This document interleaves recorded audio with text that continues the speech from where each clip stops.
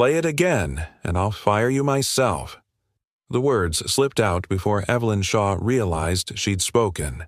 They hung in the cold air of the boardroom like a dare to herself. It was nearly midnight atop Alara Tower.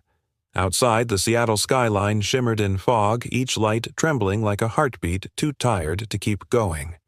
Inside, silence ruled. Evelyn stood beside the grand piano, her so-called aesthetic decision for investor meetings. But tonight, it wasn't decoration. It was memory. She sat down, back straight, hands hovering above the keys. A breath, then music. Not flawless, not grand. A private melody, quiet and aching. It climbed in fractured intervals toward a question it never dared to finish. And then silence. Her fingers froze above the final high note. She didn't press it. Couldn't. Her hand fell to her lap. Her shoulders locked. She stood, but something shifted. A sound soft and clean from the hallway. The faint swish of a mop rubber soles on tile. She turned. A man stood at the door. Late 40s, maybe 50. Blue janitor uniform. Strong posture. He wasn't startled. He just looked at her, then at the piano. Evelyn narrowed her eyes. "Were you listening?" His answer was calm, almost reverent, only the part that wasn't finished. Her brow lifted. She crossed her arms. "You play." He nodded just once. Sometimes. A pause. Tension coiled in the space between them. She didn't like mystery, but something about his quiet made her test him. Prove it. She stepped away from the bench. He didn't hesitate. The man, Graham Porter, though she didn't know it yet, sat like someone visiting a grave. He placed his fingers on the keys and played. It was her melody. Every fragile note. Every pause full of held breath. But where she had stopped, unable to finish, he continued. Not grandly, just a handful of notes, barely audible. But they changed everything. They didn't solve the pain. They simply understood it. Evelyn's breath caught. He lifted his hands, reached into his pocket, and pulled out a small folded note, creased careful. He placed it above middle C. Then he stood, nodded once, and walked out. No flourish, no name. Just silence again. Evelyn stared after him. Her voice cracked no louder than the breeze outside the windows. "Who are you?" She stepped toward the piano. Her eyes fell to the note. Childlike crayon handwriting. "Daddy plays so Mommy can hear." Her knees nearly buckled. The room tilted around her. She grabbed the piano edge, the note trembling in her hands. Memory surged. "Mom? I'm practicing this piece for real this time." She hadn't looked up from her laptop. "That's good, honey. No, I mean it.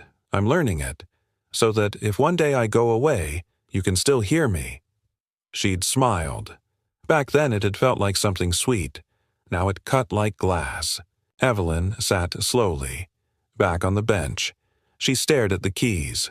Her fingers rose, paused above that final note, the one Graham had dared to play. She hovered there. Then her hand shook, and fell back to her lap. Not tonight, not yet. She bowed her head against the piano lid. For the first time in years, she let the tears come. Quiet, but real. Outside, a janitor's cart squeaked away down the hallway. A red security camera light blinked once, recording unnoticed. Evelyn wiped her face, whispering to no one. "Thank you, whoever you are." The song remained unfinished. But now it wasn't alone. The morning sun rose reluctantly behind a sheet of Seattle gray, washing the glass of Alara Tower in pale light. Evelyn Shaw stood in the boardroom doorway, coffee in one hand, the other resting against the frame as if she were bracing herself. The piano was still there. Of course it was. But it looked different. The bench slightly askew, a faint fingerprint on the polished surface. And on top of the keys, right where she'd left it, still sat the note. "Daddy plays so Mommy can hear." She hadn't moved it, hadn't touched it since last night, but it had touched her. A tremor passed through her fingers. She set the coffee down and stepped closer. For the briefest moment she wondered if she'd imagined it all. The janitor. The melody. The way he'd picked up her grief mid-note and carried it further than she'd dared to go. No, it was real. The note was still there, crumpled slightly at the corner where she'd gripped it too hard. She sat down at the piano not to play, just to sit. Silence filled the room, thick and deliberate. But this silence wasn't empty. It was listening. Her hand hovered above the keys again, but this time she didn't try. Not yet. Her phone buzzed. "Miss Ortiz, good morning. About last night. Janitor's name is Graham Porter. Shift 10 p.m., 6 a.m. No incidents in 3 years. No incidents. No record. Just a man who appeared, played what she couldn't, and left a child's message that shattered her defenses more cleanly than any therapy session ever had." She typed a response, paused, deleted it. Instead, she sent a voice memo. "Thank you, Miss Ortiz. Please make sure Mr. Porter is not removed from staff under any circumstances. I'll explain later." She hesitated, then added, "And if anyone asks yesterday's security footage from the boardroom, kindly ensure it doesn't circulate." Downstairs in a tucked-away janitor closet between the parking structure and freight elevator, Graham Porter poured black coffee into a thermos with a cracked lid. He moved slowly, the stiffness in his joints less about age and more about weight memories mostly. He hadn't slept, not really. After last night, his mind had stayed behind that piano, turning over every note like a prayer. He didn't regret it, but part of him wondered if he'd overstepped. It was always safer to stay invisible. Janitors weren't meant to leave notes or play unfinished songs. Still, Lily had insisted. "You have to leave it, Daddy. You have to," she'd said, holding the crayon between her fingers like it was sacred. "That's how Mommy will hear." He'd smiled, but gently. "It's not her Lil. She'll know," Lily whispered. "Some moms hear with their hearts." And somehow, she'd been right. Later that morning, Evelyn stepped into her private office. The floor-to-ceiling windows offered no comfort, just clouds and cranes and deadlines. She took off her blazer and loosened her shoulders, but it did nothing for the tightness in her chest. Her assistant knocked. "Ms. Shaw, legal's on line 2 for the quarterly. Push it back 15 minutes, she said, sharper than intended. "And cancel my lunch with Richard. I'm not in the mood for steak and sales pitches." "Yes, ma'am." The door clicked shut. She turned to the piano. Not the one in the boardroom, the other one. Smaller, upright, hidden in the corner of her office like a memory she didn't want to admit she kept close. It had once belonged to her son. She hadn't touched it in 2 years, not since the accident. She walked toward it slowly.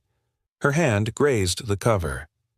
The silence in the room pulsed again, not empty but expectant. Evelyn lifted the cover. The keys stared back ivory and still.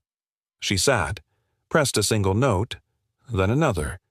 But when she reached the bar where her son's melody used to falter, the bar that always broke her, she stopped. Same place, same wall. Only now something was different. She could hear it, his hands, his rhythm.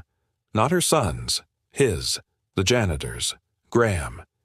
He hadn't stolen the song. He'd completed its sentence, with restraint, with care, with understanding, and that was worse, because it meant he saw what no one else had, the note, the silence, the ache behind the melody. She closed the lid gently and stood, not ready, but closer. That afternoon, HR flagged an unusual note in the system. Ms. Shaw requested a freeze on termination for employee ID Pecopo 487, Graham Porter. The junior manager blinked at the screen, confused. Who even is this guy? But the request was marked urgent, non-negotiable, CEO override. No one questioned it further. That evening, Graham picked up Lily from school. She bounced into the passenger seat of the old pickup truck, art folder in hand. "Daddy, did you leave it?" "I did." She beamed. Did she see it? I think so. Lily nodded as if that settled something universal. Then she looked up at him and asked, Did she cry? Graham paused. He didn't have proof, but he remembered the way she'd looked at him.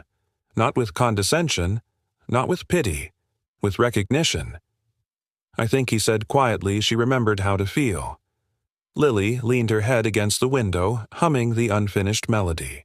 And for the first time in a long time, Graham let himself believe maybe the music wasn't just for the dead. Maybe it was for the living, too.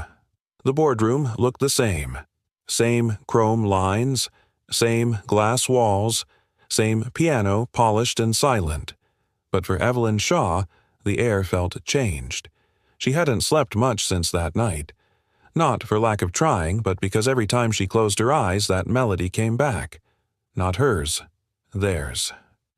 She'd returned early this morning before the staff filled the building, hoping to sit in that silence again. But when she entered the room, was already being cleaned. Graham was on his knees, hands steady, running a mop under the long conference table with practiced precision. She stopped in the doorway. He looked up. Didn't flinch, didn't speak, neither did she. She almost turned back, almost let it stay unfinished again. But her voice came out quieter than she expected. You didn't have to leave the note. Graham stood slowly. It wasn't mine. She nodded, absorbing that. Your daughter. He gave a small smile. She believes music travels. That, maybe, someone who needs to hear it will. There was a pause. Not awkward, just honest. Then Evelyn asked carefully, Why did you stop playing? Graham's eyes softened but didn't blink. Because it wasn't my story to finish. That line hit like a silent thunderclap. Evelyn blinked fast. Then she turned, not trusting herself to say more. But before she left, she said almost as a whisper, Don't disappear. Not yet. He nodded once like a man used to vanishing and for the first time, choosing not to. Upstairs in the heart of human resources, a junior manager named Becca Ruiz stared at her screen in confusion. A flagged note glowed on her dashboard. Uri, employee ID, Dogaku 4487, Graham Porter, termination freeze, CEO override priority high. Becca sipped her lukewarm latte and blinked. Wait, the janitor. She turned to her supervisor. Hey, did we just get a CEO block on firing a night janitor? Her boss shrugged. Maybe he's her uncle or something. Becca frowned. He's not even on full payroll. He's outsourced through BRI facilities. Then why does the CEO care? Exactly, Becca muttered. That same morning, Graham received a call from his third-party facilities supervisor. Yeah, so weird thing, the voice on the phone said. You're supposed to check in with HR today. Direct request from the executive suite. Something about clarification on access clearance. You didn't break anything, did you? No. Right. Well, good luck. The line went dead. Lily was eating cereal on the counter swinging her legs when Graham told her, HR wants to see me this morning. Her spoon paused midair. Did you get in trouble? Don't think so. Lily tilted her head, studying him like a detective. You didn't lie about leaving the note, did you? Graham grinned. Nope. Then you'll be fine. She popped a spoonful of cereal into her mouth and sat around it. Besides, she looked like someone who needed a note. The HR lobby gleamed with modern art and faux empathy. Quotes about human capital lined the walls. Graham stood quietly in the corner, his hands clasped in front of him, his uniform still damp at the sleeves. He was used to being looked through. But today, he was being looked at. Mr. Porter. A woman in business formal approached, tablet in hand. She smiled like she was paid to. Please follow me. He was led to a conference room smaller than the boardroom, but colder somehow. 2 HR reps sat at the far end, one typing, the other observing. Evelyn sat at the head of the table. Alone. Graham blinked. He hadn't expected her to be here. Evelyn didn't speak right away. She just studied him.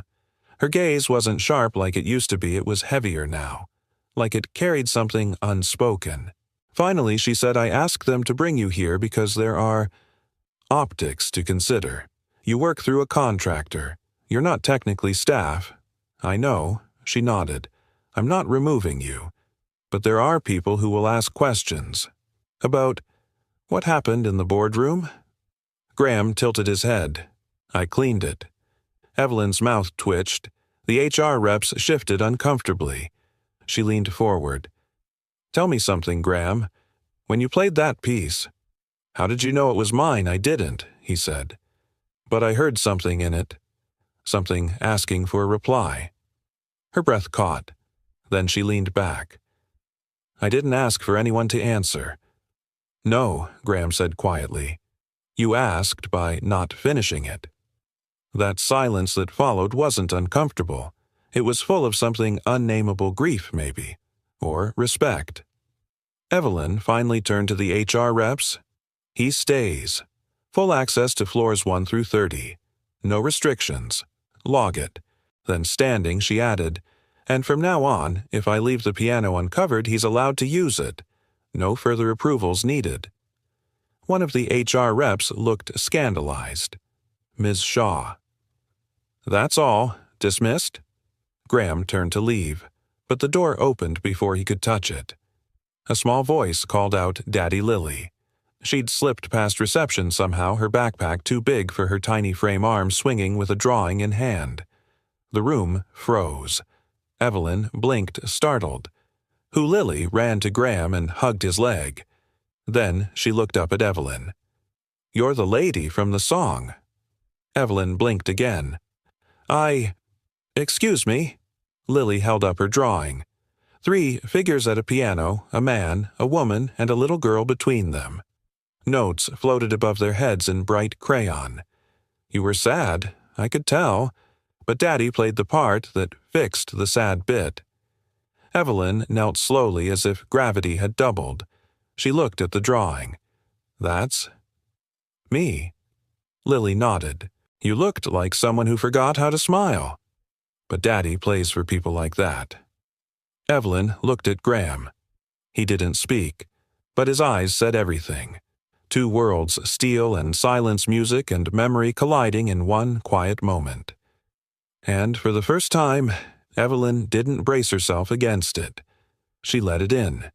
The company lobby had never been this loud. Laughter, chatter, camera shutters. Somewhere someone was handing out branded cupcakes. Evelyn hated cupcakes. But this wasn't about her. It was Alara's annual Culture and Community Day, a corporate invention designed to make executives seem human and employees feel heard. There were donation drives, photo booths, and somewhere on the mezzanine, a live jazz trio playing a sanitized version of John Coltrane.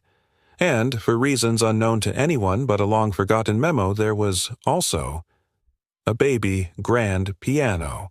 Polished, stage-lit, unused. Evelyn hadn't even noticed it at first. She was halfway through a painfully forced CEO meet and greet when she felt a tug on her sleeve. She turned, and there she was again. Lily. All oversized cardigan and 2 big shoes, eyes full of mischief and something sharper. Something knowing. Hi again, Lily chirped as if they were old friends. Evelyn blinked. Where's your father? He's working. I'm with Ms. Ortiz. But she let me walk over 'cause I saw you. Before Evelyn could respond, Lily grabbed her hand and pulled boldly toward the piano. Come on. Come where exactly? Evelyn said, half resisting. To the music, Lily answered as if it were obvious. By the time they reached the center of the atrium, a few employees had noticed. The CEO, the janitor's kid, holding hands, headed toward the piano. Phones rose, whispers sparked. Graham spotted them from across the room, his cart tucked beside an employee's only door. His breath caught. Lily, he murmured. She turned, waved at him with both arms. Daddy. Come here, Lil. No, he called, but she was already climbing up the steps to the piano platform. Evelyn stood still, the center of an unintentional spotlight. A marketing intern whispered to his coworker, "Is this staged?" "It looks staged." Evelyn turned toward Graham. He looked panicked, like a man asked to perform without warning.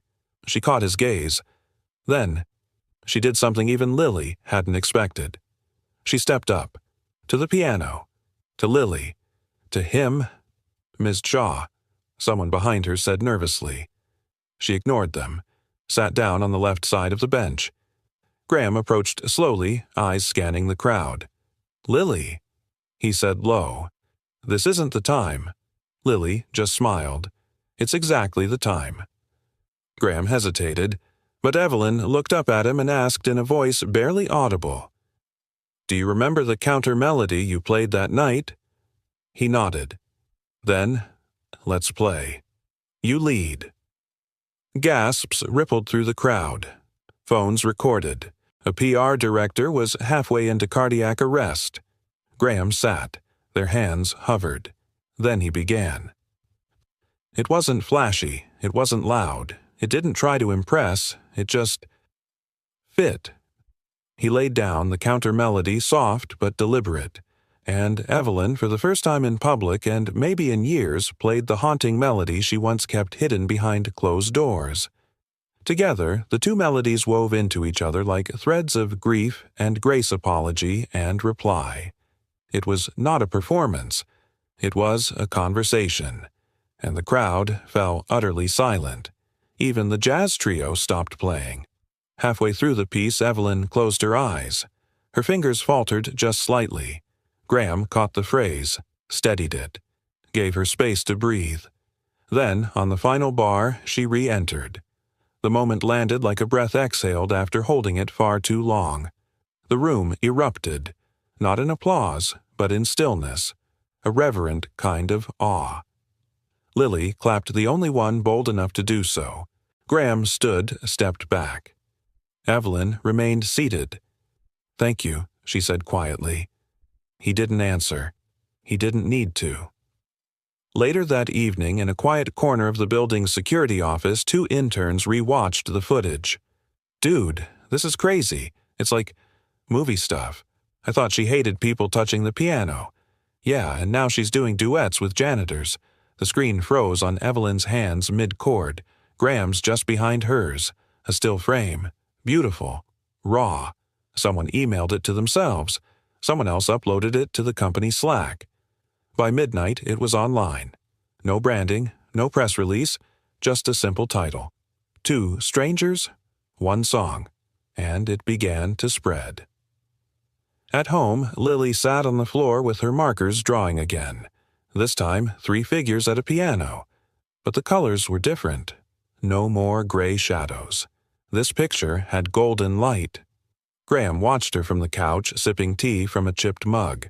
"You know, you kind of hijacked the whole company, right?" he teased. Lily didn't look up. She needed to play it where people could hear. Why? Because music that stays hidden just turns into noise inside you. He looked at her, this small, serious child, and nodded. Maybe she was right. Maybe that's what Evelyn had been carrying all these years. Noise. Until today. That night, in her penthouse above the 40th floor, Evelyn poured a glass of wine. Her assistant had texted her a link. She clicked. The video opened the two of them at the piano, framed by lights and silence. And in the comments beneath a growing list of hearts and tears and stunned emojis, she saw one that made her pause. You can tell when someone isn't saving face, but saving something deeper. That's what this looked like. She stared at the screen, then whispered to herself, not saving, remembering. And for the first time in years, she didn't feel the need to explain it to anyone. By Monday morning, the video had over 3.7 million views. No caption, no PR, just a moment quiet, raw, and true. Evelyn Shaw and a janitor. 1 piano, 2 melodies. It should have ended there, but the internet never lets anything just be beautiful. The headlines came first. CEO stages feel-good stunt with janitor for PR points billionaire sympathy play. Emotional piano duet sparks backlash manipulation or music. The Alara incident divides viewers, and then came the commentary, podcasts, Twitter threads, think pieces, people dissecting the still frame, the lighting, her expression, his uniform. One account posted, "Notice how she waits a full 2 seconds before smiling. That's not grief. That's performance." Another wrote, "Who brings a child to a staged PR stunt, exploitation 101. The video went from heartwarming to calculated in less than 48 hours. And Evelyn, who hadn't orchestrated a single second of it, was suddenly at the center of a storm she never invited. The boardroom was packed. All 11 seats of the executive committee filled. CFO, CMO, legal comms, product, HR. Evelyn stood at the head of the table, unmoved. "Let me be clear," she said, voice calm, almost too calm. There was no stunt. There was no script. It was a moment of authenticity, something this company claims to value. The CFO, Darius Lang, leaned forward, fingers steepled. "With all due respect, Evelyn, your personal catharsis has become a liability. Our stock dipped 4% this morning. Our engineers pulled an all-nighter fixing a server exploit the CTO added. But guess what's trending on our official channel, A Piano Duet?" The general counsel, Ms. Hall, chimed in. "We're getting questions about labor classifications. Why a contracted janitor was on camera. If we don't manage this, it opens us to—" "I'll handle it," Evelyn interrupted. Darius raised an eyebrow. "Will you?" Her eyes met his. Unblinking. Yes. Downstairs, Graham was wiping fingerprints from the East Lobby's elevator panel when he felt the shift. People were watching differently. Some smiled, tightly nodding. Others just stared too long before walking away. By lunch, he'd heard whispers. They say it was all fake. Guess he was just a pawn. He probably got paid. That last one hit. He kept his head down. Kept working. But when he stepped into the staff break room to refill his water, 2 contractors stopped talking mid-sentence. One of them looked away too quickly. The other didn't bother. "Hey," the first one muttered. "Must be nice. One song and suddenly you're the CEO's favorite." Graham didn't respond. He tightened the cap on his bottle. The second one laughed. "Careful, man. They'll make you Chief Inspiration Officer." He left the room, quietly. But the words stuck. That night, Lily sat on the living room floor drawing again. This time it was Evelyn playing alone. Gray crayon around her like a storm. Daddy Graham looked up from the sink. "Yeah, why are people being mean about the song?" He wiped his hands, came over, sat beside her. "Because not everyone understands things that come from the heart." Lily frowned. But it made her happy. "It made you play again." "I know. So what?" Now Graham exhaled. "Now, we do what music always does." "What's that?" He smiled sadly. "We wait for the noise to pass." The next morning, Evelyn found him. He was alone, cleaning the corner glass near the executive elevator. He didn't turn when she approached, but he said without looking, "You probably shouldn't be seen with me right now." "I don't care," she replied. He paused, turned. Her eyes were tired. Her voice, quieter. "I didn't expect the world to understand, but I didn't think it would turn this fast." Graham nodded. "They don't know what the song meant." "No," she said. "They don't know what you meant." He held her gaze. "You turned me into a headline. I didn't release the video." "Doesn't matter," he said. "You're the CEO. You are the narrative, Evelyn." There it was, his voice, not angry, just wounded. She stepped closer. "What do you want me to do?" He looked at her for a long beat. "Nothing," he said. "I just want to go back to being invisible." She flinched. "That one hurt?" "You can't unhear a song once it's been played," she whispered. He looked away. "That's the problem." That afternoon, Evelyn sat alone in her office, lights dimmed, blinds drawn. On her desk was a printout CEO exploits working class for viral moment. She didn't cry. She didn't rant. She just stared at the piano in the corner of her office. and she felt the silence again. Not the comforting kind, the kind that judges. That night, Graham walked into the boardroom for his usual shift.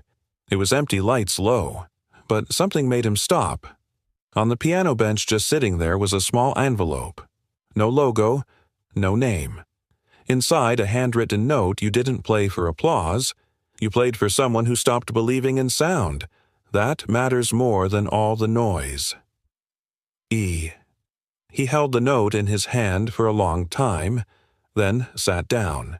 He didn't play, not yet, but he stayed, because somehow staying felt louder than leaving. The drawing was still on Evelyn's desk. Folded, creased, worn from being opened too many times. Lily's crayon lines, 3 people at a piano notes dancing above their heads like fireflies. It was childish, unbalanced, too colorful, and it broke her heart every time she looked at it. She hadn't spoken to Graham in 3 days, not since the elevator. He'd gone back to quiet, to invisible. And she had gone back to meetings, damage control, board memos, and press silence. But nothing sounded the same. Every conversation now echoed with something missing. A note, a silence, a wound. That evening, Evelyn stepped into her apartment with shoes already in hand, hair unraveled from the day.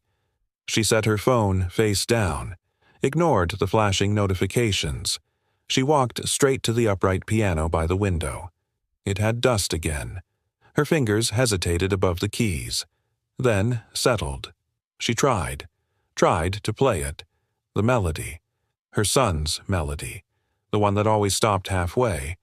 This time she got further than usual, 2 measures more, a full phrase. But then it happened again, the stop, like a cliff she could never cross. She dropped her hands. The silence mocked her. Her head fell forward, resting on the keys with a hollow clang.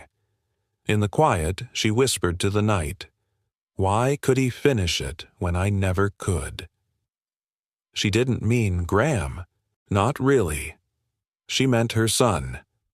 But her heart was starting to blur the lines. Somewhere across town, in a cramped second-floor apartment above a laundromat, Graham sat on a squeaky stool staring at an old upright Yamaha. The keys were yellowed. The middle pedal didn't work, but it still sang. Lily was asleep in the next room door, cracked just enough for him to hear her breathe. In front of him lay a thin, tattered notebook. Inside, scribbles of a melody he hadn't dared write down before. But now he did. Piece by piece, he reconstructed it. Not from memory, because the memory wasn't his. It was hers. He remembered how Evelyn's hands had hesitated, where they faltered, where they ached. And so he filled in the spaces. Not with brilliance, but with understanding. He didn't try to outshine her melody.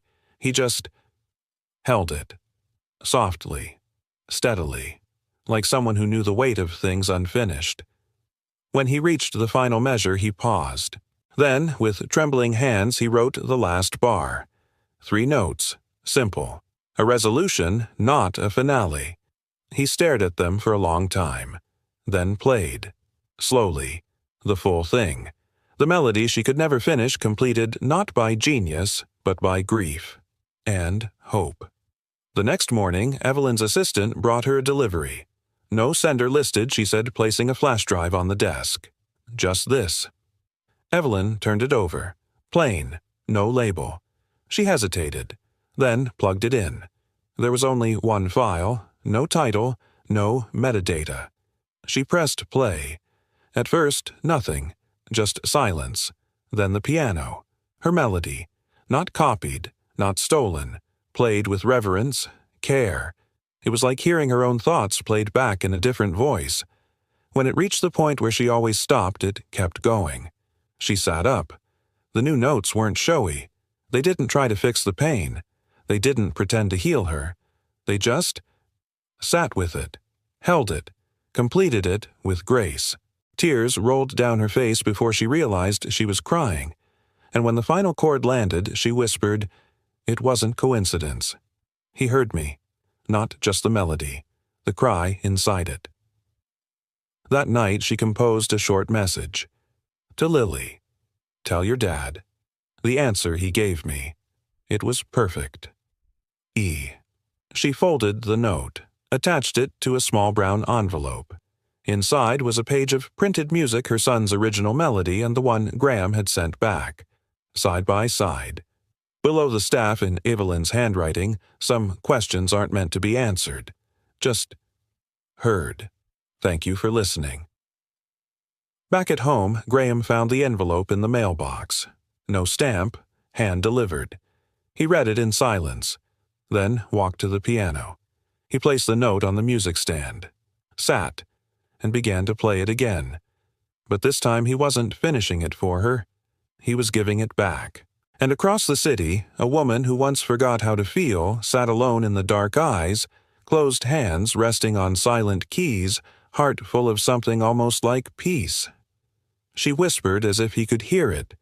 You didn't play for applause. You played for someone lost. And somehow, even in silence, he answered. The first time Graham saw the video, it took him a few seconds to realize what he was watching.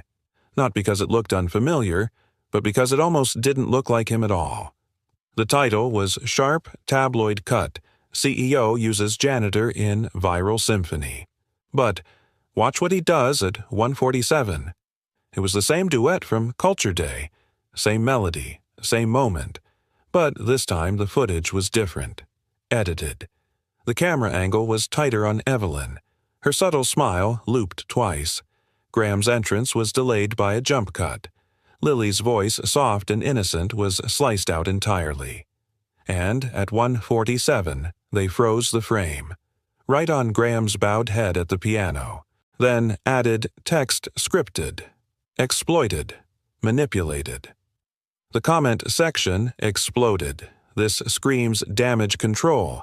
He looks like he doesn't even want to be there. This poor man. Probably paid peanuts for a PR stunt. Does she even know his name? It had 60,000 shares in less than 12 hours. And the original video buried, replaced by this doctored truth. Ilara's communications office went into DEFCON 3. Meetings were called. Lawyers looped in. PR sent Evelyn a 4-page memo filled with terms like optics, mitigation, reputational pivot, and voluntary disengagement. She read none of it. She stood at the window of her office phone, clutched in hand, and stared at the city like it had personally betrayed her.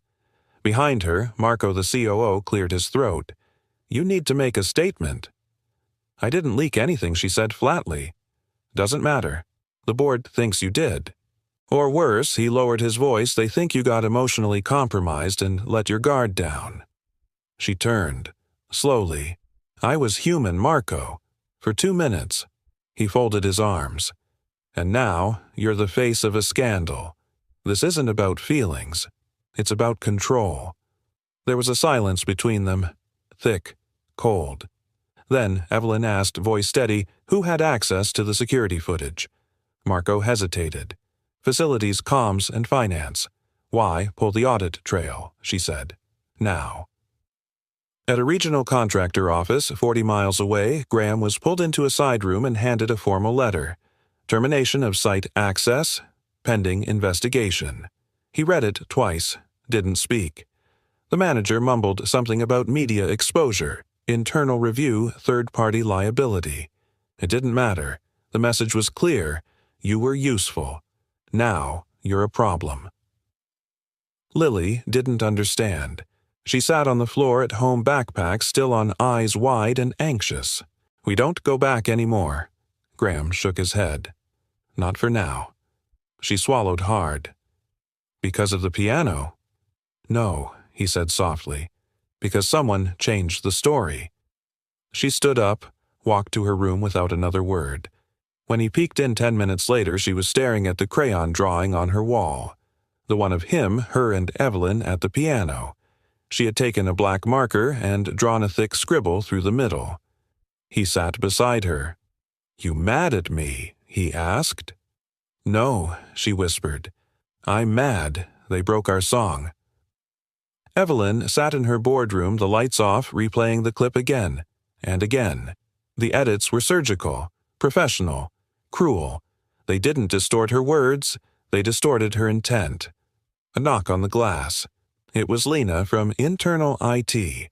I pulled the chain of custody on the raw footage, she said. You were right. Evelyn looked up, eyes hollow.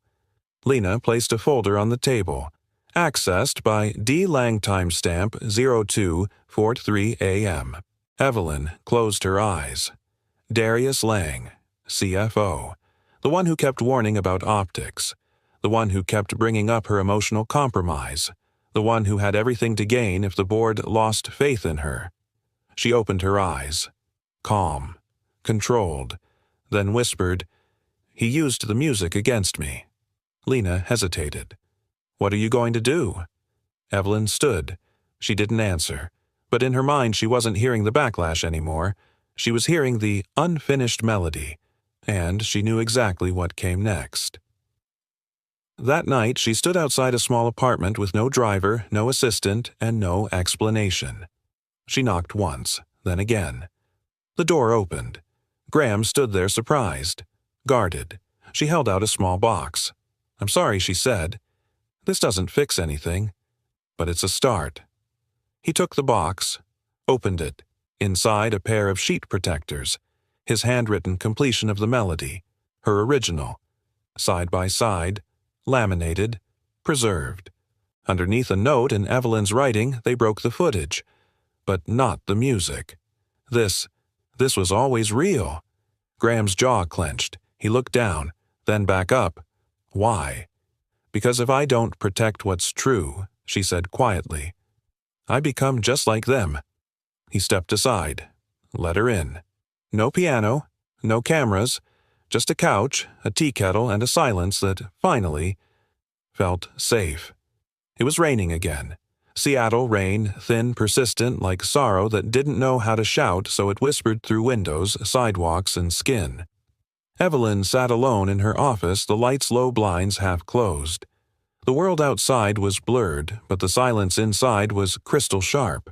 She hadn't spoken at the last board meeting. Didn't argue when Darius Lang pulled out his temporary CEO oversight proposal. Didn't flinch when 2 board members hesitated before voting against it. She just watched. Watched how easily truth got traded for comfort, how music became scandal, and how a man who never wanted a spotlight had been shoved into one and then discarded. She opened the drawer on her right. The flash drive was still there. She pressed play again. Just for a moment. The melody poured out his version of her unfinished song. Her son's breath. Graham's reply. One sorrow braided into another. She exhaled, then stood, and made a decision. Downstairs, the maintenance room was silent. The cart Graham used sat neatly against the wall. The log sheet had been signed out one last time. Ms. Ortiz found the envelope during routine inspection. To Evelyn Shaw. Handwritten. No envelope logo. She debated bringing it up to legal. Then thought better of it. Some things weren't meant for protocol. Evelyn opened the letter with trembling fingers. Inside, just 2 paragraphs. No flourish, no defense. Evelyn. I don't know what the music meant to you, but to me it was the only thing that made me feel like I still existed. You gave me 5 minutes of being seen, not as a worker or a case file, but as a human being. That's more than most people get in a lifetime. Thank you. But now, I need to disappear again. For Lily. She started drawing silence. That means I stayed too long. Graham. Her vision blurred, not because of what he wrote, but because of what he didn't. He wasn't asking for sympathy. He was protecting his daughter, even from beauty, especially from it. She looked up. The room spun, then steadied. Her hands folded the letter carefully, and for the first time in years she reached for her coat not as a CEO, but as someone who had lost something real. She found Lily first. It was a public library on 16th Street. Rain tapping on the glass. The children's section nearly empty. Lily sat cross-legged on the carpet drawing. This time the piano was missing. Just 2 figures, a girl and her dad. holding hands, walking away from a gray building. Evelyn knelt beside her. "Hi." Lily looked up. Didn't smile, but didn't run either. "I came to say goodbye," Evelyn said. Lily didn't answer. She just handed over the drawing. Evelyn stared at it, then whispered, "You're a very good artist." Lily shrugged. "Not good enough to stop the world from being mean?" Evelyn's throat closed. She placed a hand over the drawing. "Sometimes. The world needs time to catch up to kindness." "Will it?" Evelyn paused. "If enough people remember how to listen." Lily tilted her head. "Do you still hear the song?" Evelyn smiled. "Every time it rains." She found Graham in the back lot. No umbrella, hoodie up, loading their few things into a beat-up truck, going somewhere. He didn't turn, just away. Evelyn stepped closer. "I read your letter." He nodded, wasn't expecting a reply. "I brought one anyway." She reached into her coat, handed him a small folder. Inside, legal documents notarized. Graham frowned. "What is this waiver?" she said. "Signed by me, and the board's legal counsel." She met his eyes. "You're no longer under investigation. No media pursuit, no NDAs, no threat of liability. You're free." Graham stared, then looked away. "That doesn't erase what they did." "No," she said quietly, "but it means they don't get the last word." He exhaled. Raindrops beaded on the folder. "Why did you really come?" Evelyn hesitated, then whispered, "Because the music wasn't the only thing unfinished." Graham studied her for a long moment. Then, with a voice low and raw, he asked, "Do you regret it?" She shook her head. "I regret not knowing how to fight for it sooner."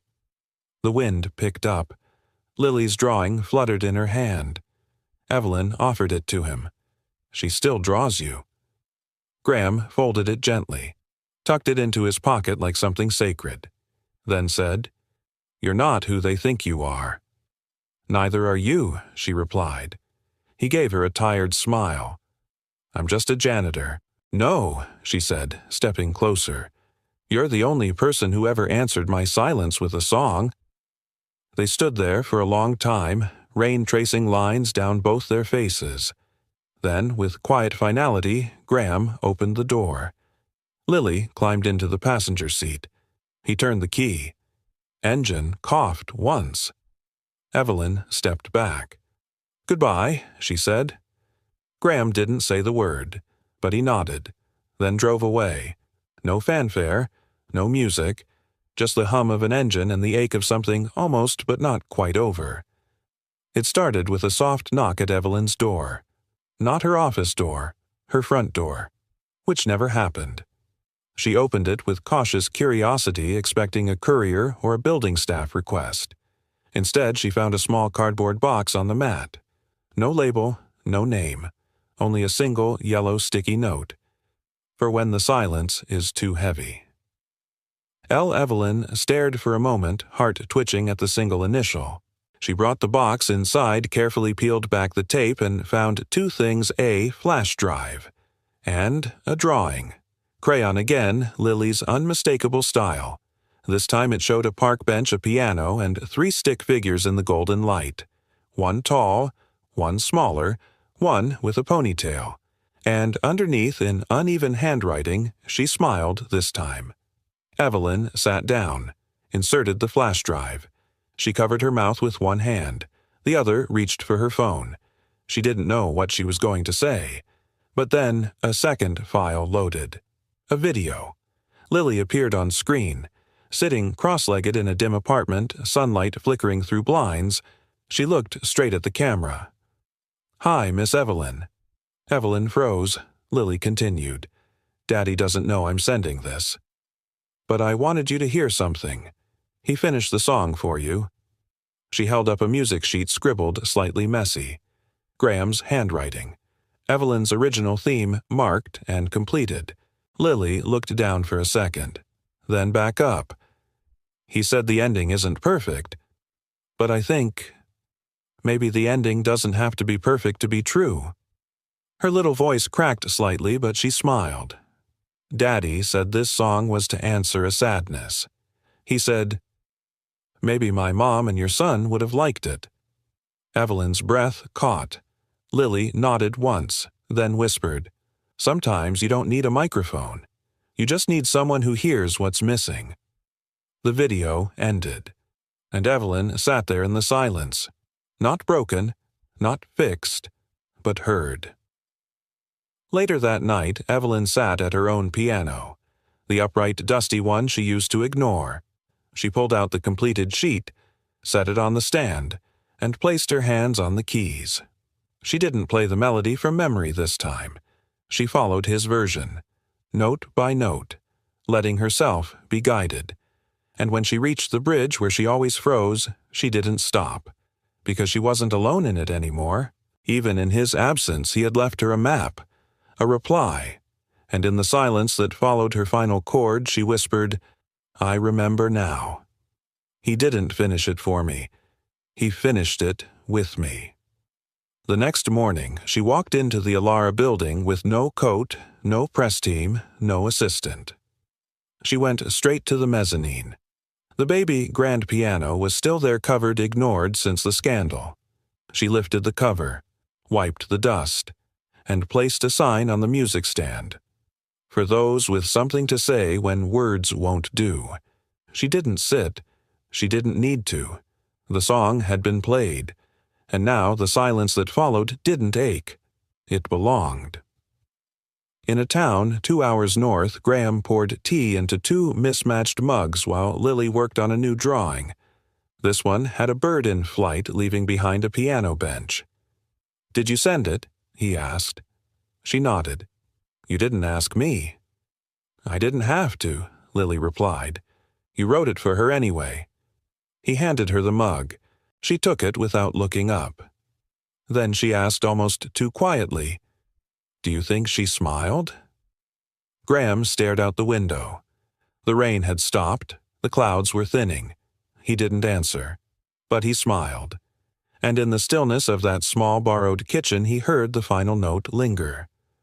The piano had been moved.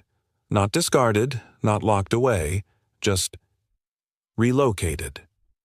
To the quiet side of Fairhaven Park, beneath a canopy of whispering trees and soft golden light, stood a public art installation sponsored by Alara. A baby, grand lacquered black and sealed against the weather. No plaque, no press, just a small sign carved into the bench beside it. Some songs are meant to be finished together. Evelyn had overseen it herself. No cameras, no speeches, just an offering, a space. But every evening she came, sometimes to sit, sometimes just to listen to the breeze tease old melodies from memory. She hadn't played again since receiving Graham's final version. She didn't need to, because the music still played in her mind, in her chest, in the quiet spaces that used to hurt. But tonight something felt different. As she approached the bench, something flickered in her periphery movement. She stopped. A man, seated, back straight, familiar, not playing, just waiting. Her breath caught. He turned. It was Graham. He looked up slowly, a soft smile tugging at one corner of his face. "I wasn't sure you'd come," he said. "I always come," Evelyn replied. "It's just that some evenings I don't expect company." He nodded once. "I almost didn't sit." "Why did you?" Graham looked at the keys, then at her. "Because the last note wasn't mine. It was yours." She stepped forward, slowly, sat beside him on the bench. They didn't speak for a while. Birds rustled high above. Leaves danced across the pavement like old records spinning. Then Evelyn whispered, "Do you still hear it?" He didn't ask what. He knew. He closed his eyes. "I do. But now it doesn't ache." She smiled. "It still does for me. Just less." Another silence, but this one felt warm. Then Evelyn turned to him. "I think I owe you something." "No," Graham said gently. "You don't owe me anything." "Not like that," she said. "I mean, something I never said." He waited. Evelyn's eyes shimmered with unshed tears. That night in the boardroom, you didn't just answer my song. You answered the part of me that forgot I was still alive. Graham's breath hitched. I wasn't trying to fix you, he said. I just wanted to let you breathe. Her voice dropped. You did. They sat there for a long moment. Then she reached forward, lifted the piano lid. Let the light catch the ivory like a secret being told. She played one chord, then paused. Her fingers hovered over the second note. She looked at him. Will you finish it with me? He didn't answer. He placed his hands on the keys and played. The counter melody returned. Soft, gentle, familiar. She followed. Their hands never touched, but the music braided them together like a thread through two broken pages. They didn't rush. Every note was a breath. Every phrase was a memory laid to rest. And when they reached the bridge, the part that had once broken her, she didn't hesitate. She pressed through, and on the other side he met her. Not to lead, but to walk with her. And in that moment they weren't janitor and CEO. Not broken and whole. Not grief and guilt. Just two people, two melodies, one understanding. When the final chord faded, Evelyn didn't move. Graham exhaled. Lily's voice rang from a short distance. Daddy, I found more leaves. Come see. He turned. 1 second, sweetheart. Evelyn smiled. She's taller. She's stronger. Evelyn looked down. Then back up. I never got to thank her. You did, Graham said. Every time you kept playing. He stood, then hesitated. Evelyn. She looked at him. What happens when the music ends? She smiled softly. That's when the real conversation begins. He nodded once, then walked toward the trees. Lily ran to him, arms outstretched, giggling. He scooped her up, and Evelyn, sitting at the piano, let her fingers rest on the last chord, not pressing. Just holding. Because some notes don't need to be played to be heard. 6 months later, Seattle lit up in a way it hadn't in years. Posters lined the downtown streets, black and white at first glance until you looked closer and saw the golden glow beneath. No faces, just hands. 2 pairs suspended midair over piano keys. The words beneath read simply, Second Chances. A concert by the Human Harmony Project presented by Ilar No Company logo. No sponsorship banners. Just a belief that music could do what press releases couldn't. The auditorium was modest by Ilara's standards. No chandeliers, no velvet. Just clean lines, good acoustics, and rows of people from every walk of life. Executives in tailored suits, custodial staff in polished shoes, teachers, gardeners, delivery drivers, students. Some had never set foot in a concert hall before. Others hadn't felt welcome in one since they were children. But tonight was different. The lights dimmed, and Evelyn stepped onto the stage. No script, no teleprompter, just her and a piano. She stood at the mic, calm, steady, changed. When I was a child, she began, I believed that music was only for the gifted. Soft laughter rippled across the audience. But then life happened, and grief, and silence. She paused, looked out, and one night a janitor finished a melody I hadn't touched in years. Not with genius, but with listening. And that's when I understood music isn't about being gifted. It's about being willing. A hush fell over the room, willing to listen, to feel, to stay in the silence long enough to let it speak back. She gestured toward the wings. And tonight, I'm not playing alone. The crowd stirred. Then he walked out. Graham, clean blazer, black shirt, nothing fancy. But when he sat beside her, there was no doubt this wasn't a janitor anymore. This was a musician, a man who had learned how to hold grief in his hands and turn it into grace. They didn't bow. They didn't speak. They played. The piece was new, and yet familiar. It began with Evelyn's theme, delicate, restrained. You could almost hear the echo of the child she'd lost. Then Graham joined in. Not over her, not under, beside her. The notes curled together, threading harmony and memory like a story whispered in two voices. The audience didn't move. By the time they reached the bridge, the part she had once feared, Evelyn didn't tremble. She led, and Graham followed with quiet confidence. When the final note faded, no one clapped right away. They just sat in the afterglow, breathing, changed. Then, slowly, hands rose. Applause built from the back forward. And it wasn't polite. It was real. It was the sound of people who'd been reminded of something they didn't know they missed. After the last encore, Evelyn took the mic again. "There's one more performance tonight," she said, smiling. "But it's not from us." She turned. In the wings, a small figure stepped forward. Lily. Hair in soft curls, eyes wide but sure. She wore a navy blue dress and carried nothing. No sheet music, no backup, just courage. She walked to the piano. Evelyn stepped aside. Graham stood behind her, hands folded. Lily sat. And with all the focus of a child who believed she played the final piece. It wasn't complex, but it didn't have to be. Each note was clear, intentional, and at the very end she paused, looked up, and said into the mic, "This last part is for anyone who thought their story was over." Then she pressed a final high note, soft as breath. The hall was silent again. Then thundered with applause. Afterward, the crowd lingered. Strangers hugged, old co-workers reunited. Some wept quietly in their seats.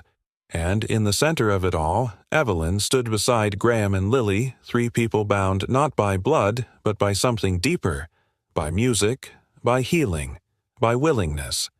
A reporter tried to ask Evelyn for a quote. She smiled politely, but said only this, "Sometimes what we build in silence speaks loudest." Then turned back to the stage where the piano sat still bathed in warm light. Waiting. Always ready for the next unfinished song. Some endings don't come with applause. They come quietly like light through the window on a morning you almost forgot to hope for. It had been 3 months since the concert. The world had moved on. The headlines faded, the opinions passed, but the melody, it stayed. Not in the newspapers. In people. In a small community center on the east side of Seattle, Graham wheeled in a second-hand upright piano. It wobbled, slightly missing one caster. The A key was sticky. The bench didn't match. But it was enough. The room was filled with 10 kids, some shy, some loud, all curious. Lily sat in the front row, hugging her sketchbook. She had drawn a new sign for the wall. Second Chance's music class. Free for anyone who wants to play the board, approved the program after Evelyn personally vouched for it. But Graham had only one condition. No nameplates. No mention of Alara. No inspirational founder profiles, just music. And the door stayed open. Always. That day, Graham started the class with a question. Anyone here ever felt like they didn't belong somewhere? Every hand rose. He smiled. Then you're exactly where you need to be. Meanwhile, in the heart of Alar's headquarters, Evelyn had made a few changes. The glass conference tables were gone, replaced with warm wood and soft edges. The piano still sat in the executive wing, but now it wasn't just hers. Once a week at 4:00 p.m., the company paused for 10 minutes. Anyone who wanted could play.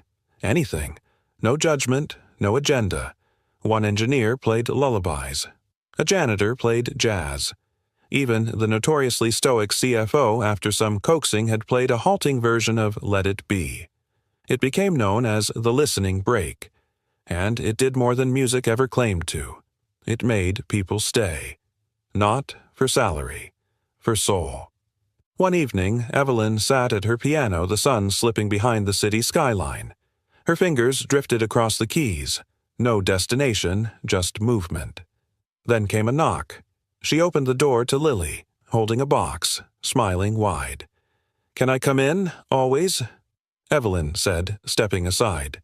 Lily placed the box on the table. Inside, sheets of music, drawings, letters, small notes from the students in Graham's class. "I told them about you," Lily said softly, "about the song, about how you kept trying." Evelyn ran her fingers over the drawings.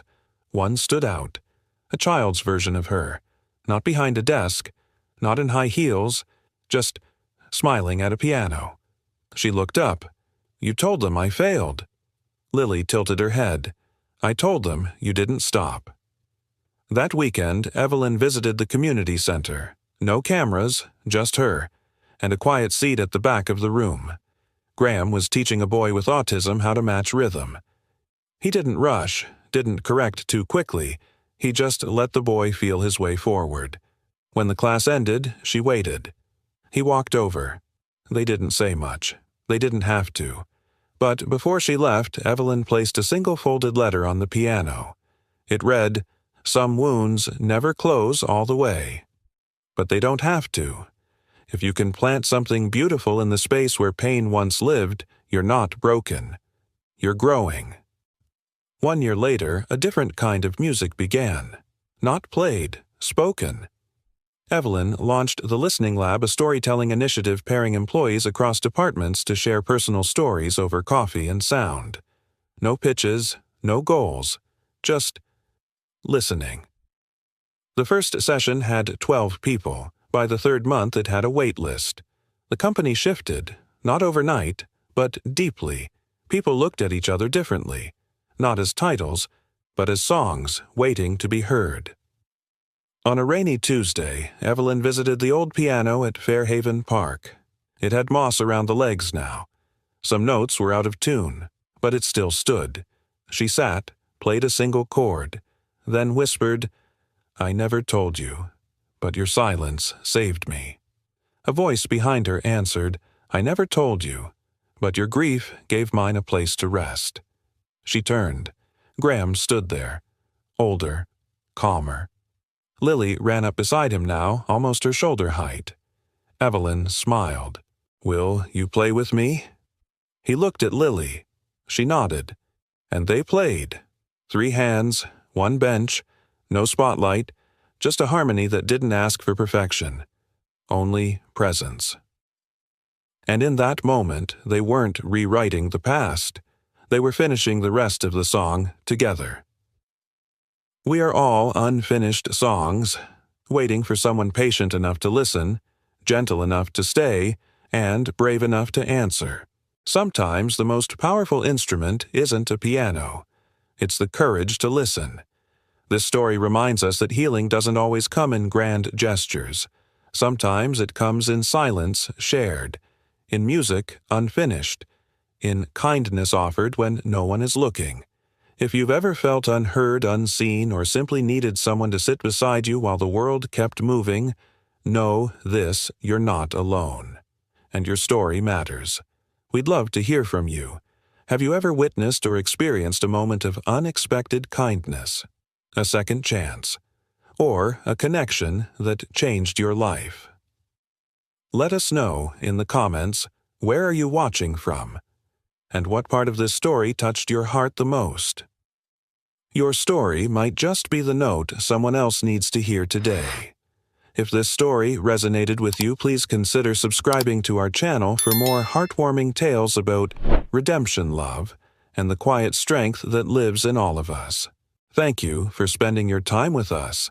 From our storytelling family to yours, we're so grateful you're here. Take care, and until next time, keep listening for the music between the words.